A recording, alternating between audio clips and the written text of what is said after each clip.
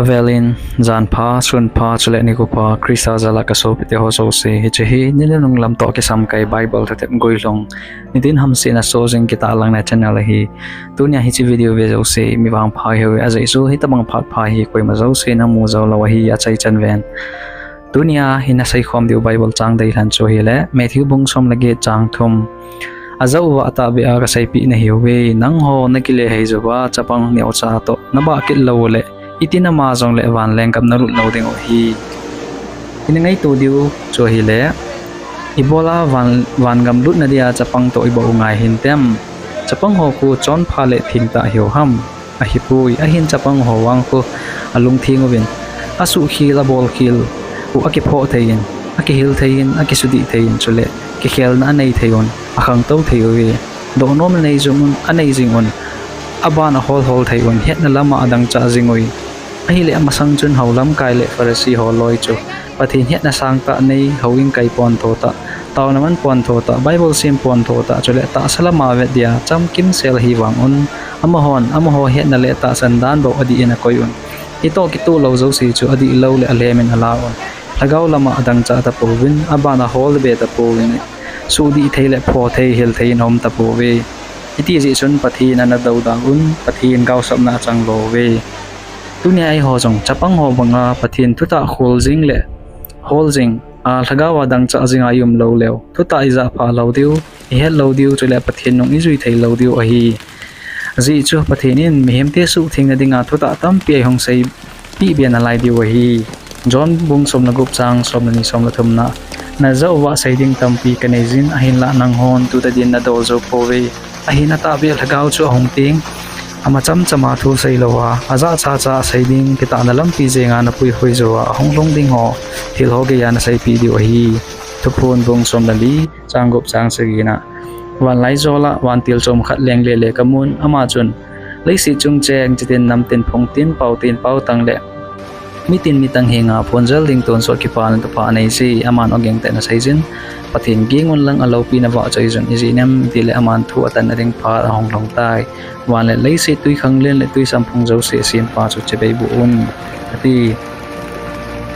revelation bung ni chang sagina angai na ding na yan hau bung ho hinga lhagao to sei hi ngai hen gal zo bachu pathin ha on sunga ke hin thinga chu ne dia kapi ding hi John bung som chang som ne laski ka kel ngoi ten ka ogen azawin ken song amo ka hen amhon ai zui John bung som lasagi chang som lasagi ata chun am ho hi su thingen na thu hi ata chu hi pakai ji sun sei nom tampi anei ho hi ipithu hitan tem chole ibola ai sei pi nomu hin tem thutan na hong lun ting ton sot ki pan du pa hong ge sampong le ding hi Hitobang hitan tem ibola pakai ji sun ho bung ho hi nga lhagao de sei ding ho chu na khang nei chanen ingai te na diwa ai tip mo hi dem pathin kel ngoi no ho chu ai ho mit mo kilom ta ho hi pui pathin ogin za anong zui ho bo hiding a hi pathin in nen nung lam a hi Hitobang hu hing na to anai em ngu thima go cha banga mihem chapa hong ding chu ipiti lam to diu ham chule pathin kel ngoi no hi theina diwa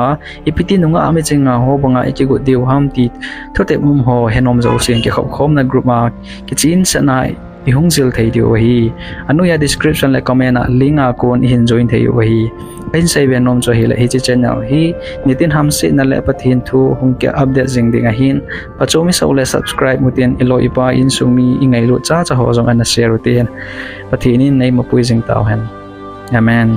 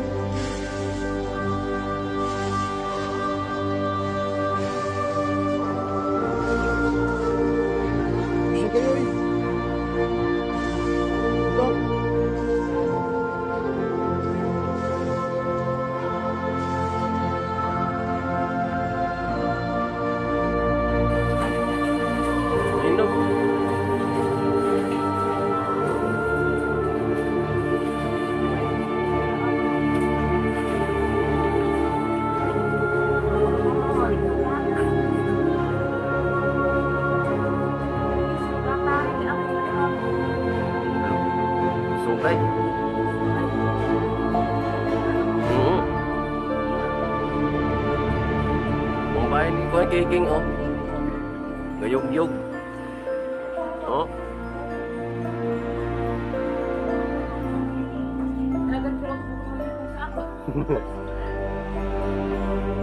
Yun ang ipiyagit. Yun ang ipiyagit. Ang ditata, ayan. Wow. Earthquake. God. Goodness. My God.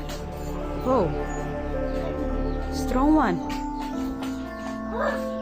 It's really a strong one. It's finished? No. Whoa. Wow. Whoa. It's finished. It's too early for earthquake. What is this? Everything is moving from the earthquake. See the trees. Like our Guayabano. It's from the earthquake. This is a strong one. It's almost 1 minute earthquake. I don't know.